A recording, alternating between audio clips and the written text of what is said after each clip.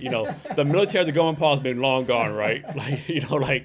I see what you're saying. Yeah, it was insane, right? Government pause been long gone, right?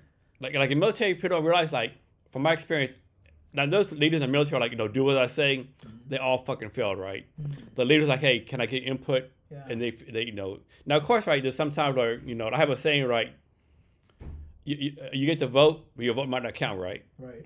But yeah, this is a big disconnect, right? That people have no, and the fact there's only 1% of people doing military stuff around. Yeah. And what's crazy, like here in the Seattle area, like there's JBLM, Bremerton, Whidbey Island. Other people realize how much of a big military presence there is, right? People don't realize it. There's like nuclear subs everywhere. That's why we're helping sponsor an AI hackathon, specifically focused on how can we take this local talent and ecosystem of AI talent here in Seattle, Washington. 25% of the whole AI workforce is in here in Seattle, Washington. Yep. We have a significant number of now. Of course, the bad thing for us is that, like, if war does pop off, we're probably on 1 or 2 on the target list. We are in the Pacific. We're probably 1 or 2. We're probably 1 or 2 in the target list. We are. If they neutralize us, it might be bad because we are honestly where the theater's happening. Yeah. We're biting by Australia. And one thing is kind of insane too. Like, this is a liberal place. It's so liberal, but it's so military too, right? It is. Yeah. It is. People don't realize how much military shit's here. So much military is here. And one of the things I realize is how my role, I want to ensure that I bridge the gap between the military here and what's happening in general across what I'm seeing as far as, come on. There's AI hackathons happening every now and every other day, and there's open source related AI agents that are being developed here every other day. And how can we leverage that and put that into our military so that we are the strongest, we're the most resilient, and I don't want to lose. Yeah.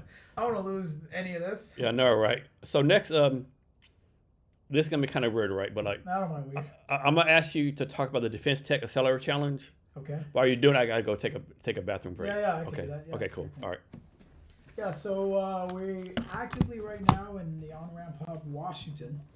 So the On-Ramp Hub is really, to be frank with you, is an opportunity for anyone, if you're building for the DoD, please reach out to the On-Ramp Hub because they are the matchmaker. How do I connect you with exactly the capabilities and the line of efforts and the areas of interest, or even the thesis, if you're from the VC world, the investment thesis of what our military is looking for. And so we have access to a number of different innovation arms and innovation teams within the Pacific Northwest DoD agencies. And our goal really is to figure out how exactly can we ensure that they have access to the latest and greatest technologies, like I shared before, possible. One of the ways in which we are attempting to bridge this gap is through the Defense Tech Accelerator. So Defense Tech Accelerator is actively running. I believe in July. I believe in either June or July. I apologize. We will be running the demo day. I encourage everyone here who's listening, attend the demo day. There will be mission partners. Mission partners are defined as other individuals part of the Department of Defense, different agencies across Army, Navy, Air Force, Space, and Cyber.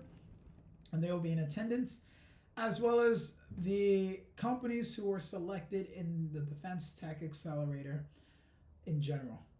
And so what the main focus of the Defense Tech Accelerator was how do we encourage and enable individuals to truly better understand what is Department of Defense. I joined probably 3.5 months ago, and I could tell you like this, it is its own world, its own market. And so the Defense Tech Accelerator has been a great opportunity for a lot of those companies across dual use to even purely defense to really just understand what steps can be taken to either ensure longevity from working and getting placement through SBIRs, SCTRs, or even maybe finding a VC investor who recognizes that dual use capability and receive investment from there.